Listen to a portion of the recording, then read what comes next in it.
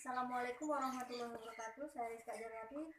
Baiklah, di sini saya akan menyampaikan asuhan keperawatan pasien saya dengan keluhan CHF.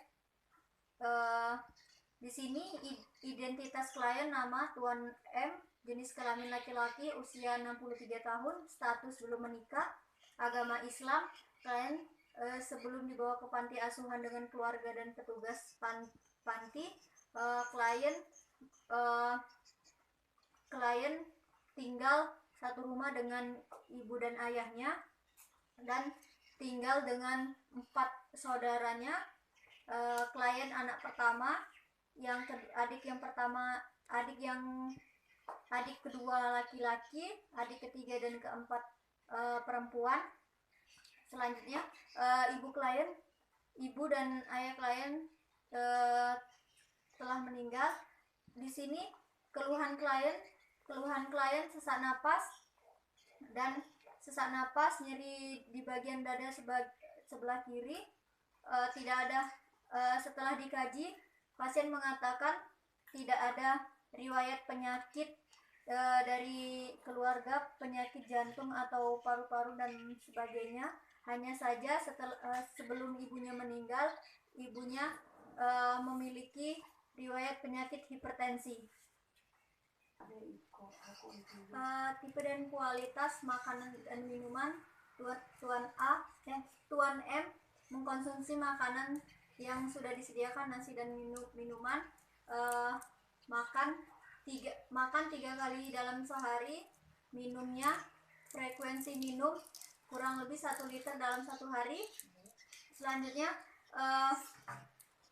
pola eliminasi BAK 2 kali dalam sehari. BAB 2 kali dalam sehari. Frekuensi padat tidak cair. Selanjutnya klien merasa cemas, gangguan pola tidur. Selanjutnya pemeriksaan fisik, data klinisnya. Berat badan klien sebelum sakit 85 kg, setelah sakit 80 kg. Tinggi badan 160 kg. Tingkat kesadaran atau GCS-nya E-nya 4, motoriknya 6, verbalnya 5, suhu tubuh 36,7 derajat Celcius, nadinya 105 kali per menit, tekanan darah 120/95 mmHg, pernapasan 12 kali per menit. Selanjutnya di bagian kepala tidak ada pemeriksaan fisik head to toe dari kepala sampai kaki, tidak ada masalah. Hanya saja di bagian pemeriksaan paru-paru, jantung dan ekstremitas bagian bawah yang bermasalah. Selanjutnya di sini pemeriksaan abdominalnya normal. Selanjutnya di bagian prinsip hidup, pasien merasakan pasrah akan kuasa Allah dan penyakit yang diberikan kepada Allah, sholat 5 waktu. Klien mengatakan bersosialisasi kepada teman-teman dan orang sekitar dengan baik. Selanjutnya pemeriksaan fisik. Selanjutnya kenyamanan. Klien merasakan sesak napas atau dyspnea, nyeri, terdapat nyeri. Klien merasakan nyeri dada dan sakit di bagian jantung. Selanjutnya pemeriksaan fisik jantung, IPPA. I-nya terdengar irama. S1 dan S2 terdengar pelan dan S3-nya terdengar golok. P-nya terdengar suara murmur sistolik dan siatolik. P-nya tidak ada odema. Yang A-nya irama jantung aritmia. Selanjutnya di bagian abdomen IPPI, I-nya tidak ada lesi, tidak ada edema dan datar. A-nya bising usus 16 kali per menit. P-nya terdengar bunyi timpani. P-nya tidak ada nyeri tekan, tidak ada massa dan tidak ada lesi. Selanjutnya tidak ada keluhan, masalah keperawatannya tidak ada. Selanjutnya, setelah pengkajian asuhan keperawatan, disimpulkan diagnosa keperawatan yang saya angkat ada 3, yaitu yang pertama ketidakefektifan pola napas, yang kedua penurunan cairan jantung, yang ketiga agen cedera biologis atau nyeri. Selanjutnya analisa data. Yang pertama, diagnosa pertama, data fokusnya, data subjektifnya, klien mengeluh sesak napas, nyeri di bagian dada sebelah kiri. Klien mengeluh merasakan lelah sepanjang hari. Klien mengeluh nyeri dada saat beraktivitas berat. Data objektifnya ada sekret, klien tampak sesak napas dan batuk berdahak. Klien tampak gelisah dan lemah. Selanjutnya, klien menggunakan otot bantuan pernapasan. Terdengar suara napas ronki. Selanjutnya tanda-tanda vital sign, tekanan darah 120/95 mmHg, nadi 105 kali per menit, RR-nya 12 kali per menit, suhunya 36,7 derajat Celcius, posisi semipolar, pathway-nya dari penyakit penyerta atau terinfeksi emboli paru dan jantung. Selanjutnya penurunan kontraksi miokard. Selanjutnya penurunan ventricle di bagian kiri. Selanjutnya peningkatan tekanan ventricle kiri, selanjutnya penurunan penumpukan darah di pulmonari. Selanjutnya peningkatan tekanan dan perpindahan cairan di bagian jantung. Selanjutnya timbullah edema di bagian paru. Selanjutnya kapiler di seluruh pernapasan, meningkatnya produksi sekret atau dahak lendir di bagian saluran pernapasan. Selanjutnya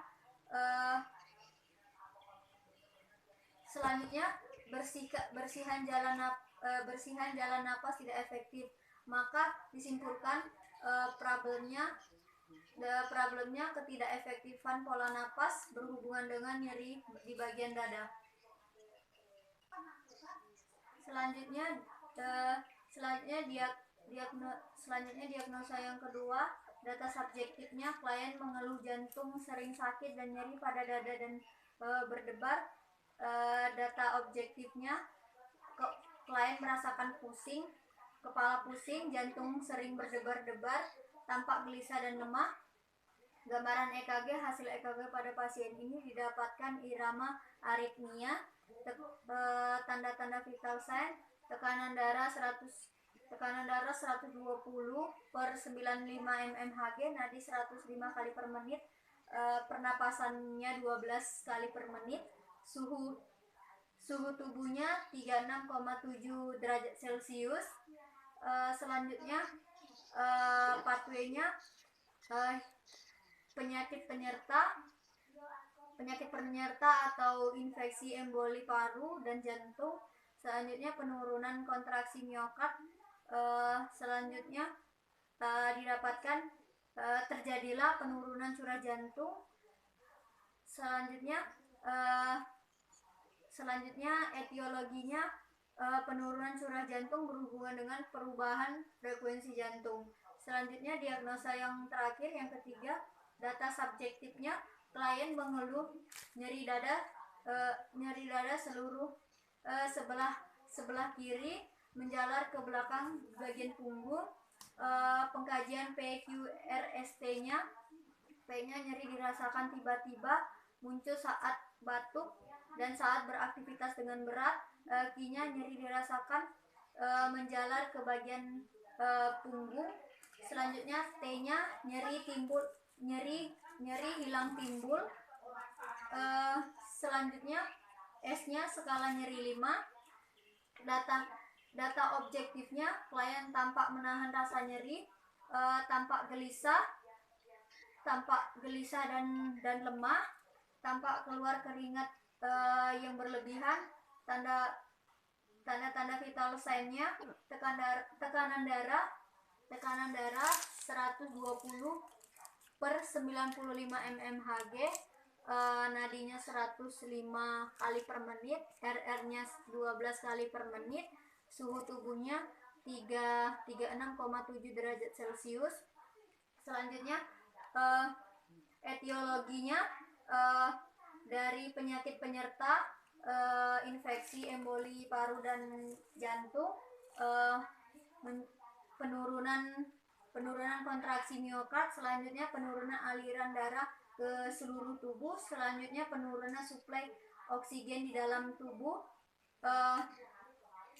untuk menyalurkan ke seluruh tubuh, selanjutnya penurunan metabolisme dalam tubuh, selanjutnya penurunan asam laktat pada miokard atau di bagian jantung, selanjutnya timbullah nyeri. Dan di sini etiologinya nyeri berhubungan dengan agen cedera biologis.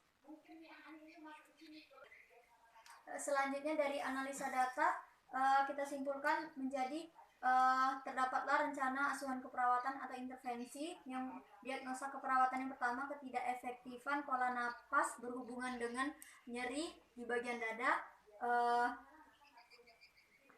Tujuan dan karakteristik hasilnya setelah dilakukan tindakan keperawatan, maka kriteria hasilnya yang pertama, frekuensi pernapasan sesuai yang diharapkan 2 menjadi 4, kedalaman inspirasinya 2/4, penggunaan otot-otot bantu pernapasannya 2 menjadi 4, selanjutnya bersuara secara adekuat 2 menjadi 4. Selanjutnya intervensi yang dilakukan ke pasien, yang pertama melakukan fisioterapi dada apabila diperlukan kepada pasien, yang kedua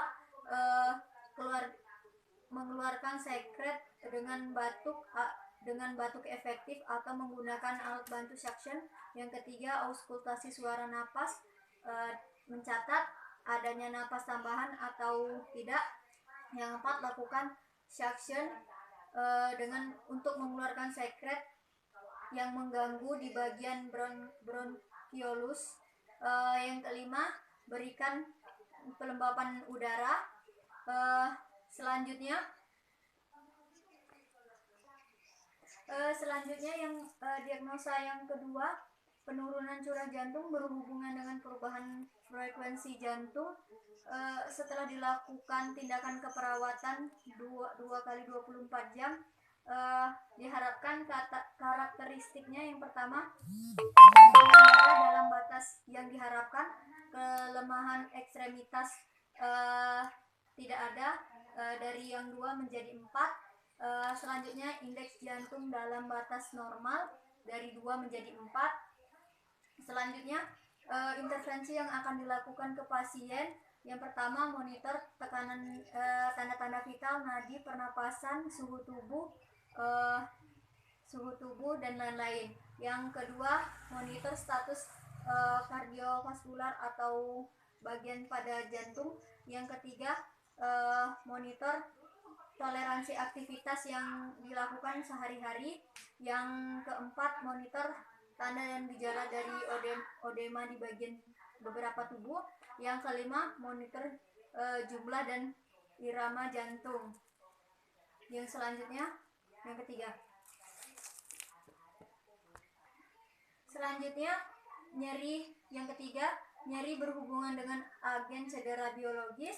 Setelah dilakukan tindakan keperawatan selama 2 kali 24 jam, diharapkan karakteristik yang dari awal menjadi yang pertama, melaporkan adanya nyerinya dari 2 menjadi 4, frekuensi nyeri dari 2 menjadi 4, panjang atau episode nyeri yang terjadi 3 menjadi 4, ekspresi nyeri pada wajah 2 menjadi 4. Intervensi yang akan dilakukan ke pasien yaitu yang pertama, lakukan pengkajian nyeri secara komprehensif, termasuk di bagian lokasi nyeri, karakteristik nyeri, durasi nyeri, dan kualitas nyeri. Yang kedua, observasi reaksi dari tindakan kenyamanan pasien atau posisi yang akan diberikan kepada pasien. Yang ketiga, evaluasi pengalaman nyeri masa lampau. Selanjutnya yang terakhir, lakukan penanganan nyeri dengan napas dalam atau teknik napas dalam. Baiklah, selanjutnya